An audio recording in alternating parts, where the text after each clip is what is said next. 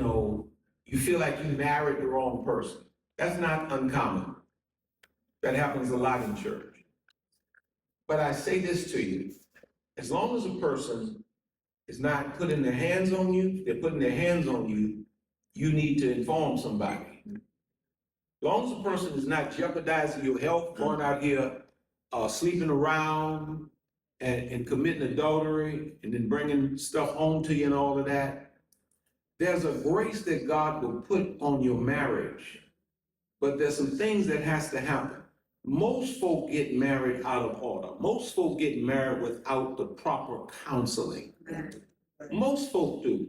Now, the thing you have to understand is that all of us are evolving and growing. So the person that you're sitting next to now is not the person they're going to be, a year from now, 2 years, 5 years from now. We can from this point, if we get on the same page, we can grow together. But a few things are going to be necessary.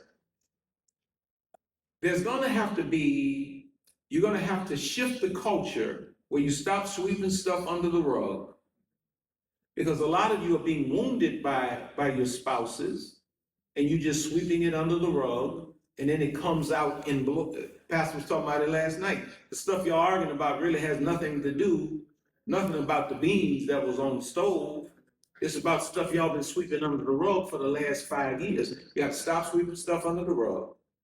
You got to have a meeting of the minds, and you got to be able to say, now this is where you hurt me. This is where I feel like you hurt me. And you got to agree to really hear one another.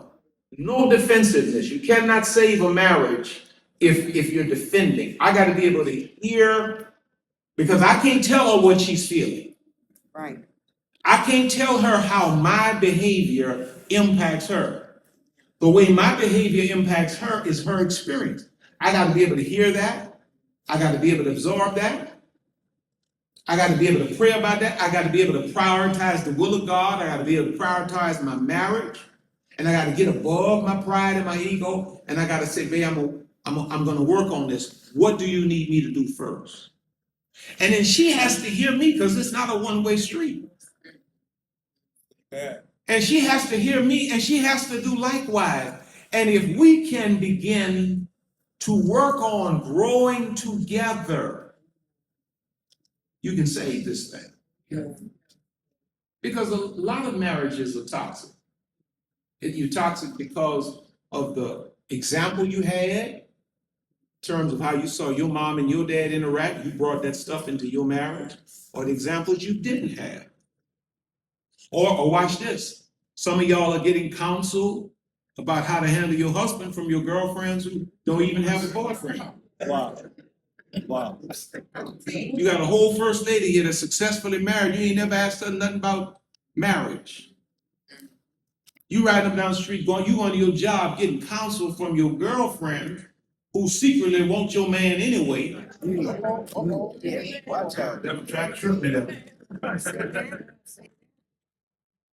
Or you going to the barber shop, getting counsel from men my age, still got silk shirts on, bust open with gold chains, hanging with all that gray hair, eating pork and beans and weaning because they ain't got no woman at home. The children don't even like them. You go in there getting counsel on how to be a husband.